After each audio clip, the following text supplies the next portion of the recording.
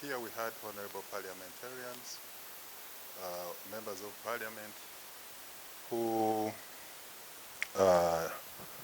didn't put that into consideration, at least of informing us so that we could see 3 days in advance how to plan for their movement in taking the petition up to the Ministry of Internal Affairs. And of course, this was more of like a planned event by the members of parliament. Of course, to deliver a message of protest to the country and to other members of society, but they were not mindful of the breach of peace that it could have led to. They didn't have ushers. They were a group of 11, and there was nobody to regulate their movement because the police was not part of it. So we want to call upon our members of parliament. Yes, you may be parliamentarians, but you're also not above the law. You have a duty to work with the police in regulating your activities, especially outside parliament. And nobody would love to see any other member of the society treated in a different way.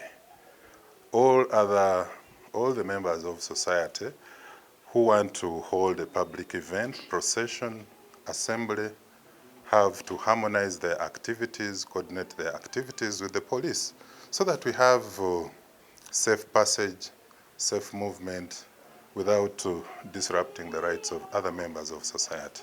So the officers whom you see here are 3 out of the 5 who got injuries. Some of the pictures didn't come out clearly, but there was a lot of confrontation. We saw female honorable members of parliament. Some had removed their shoes and were hitting the officers repeatedly. Others were throwing punches. But you're throwing punches at a police officer who is promoting rule of law. An attack on a police officer is an attack on constitutionalism in this country, is an attack on rule of law in this country. So today the IGP has sent us. They are still admitted since yesterday. He has sent some logistics to help promote their welfare. So that is why we are here today. Are you going to open cases against? There's already a file that was opened at CPS. We are going to fast track that case. We are going to ensure that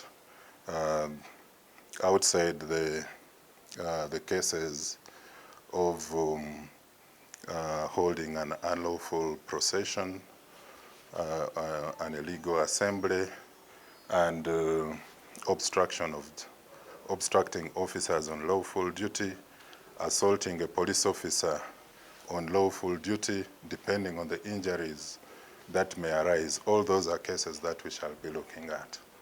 Okay. What do you have to say on the comments that go on social media that police was unprofessional? Now, the good thing is that when you're carrying out investigation, you also give opportunity for the side of the suspects or the accused persons to give their defense. So we shall also be investigating their defense for them to prove to the office of the DPP whether our officers acted unprofessionally, but you are aware that our officers tried as much as possible to avoid any confrontation.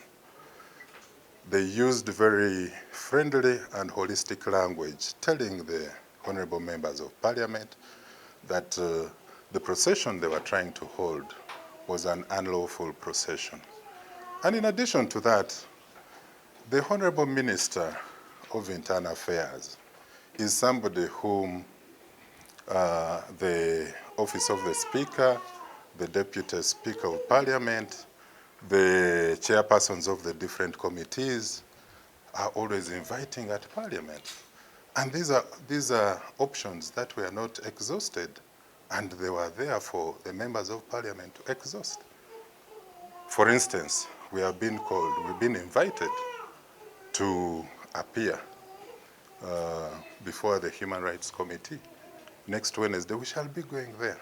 So why don't you use these avenues which you have as parliamentarians instead of, you know, trying to hold processions, demonstrations that are unlawful?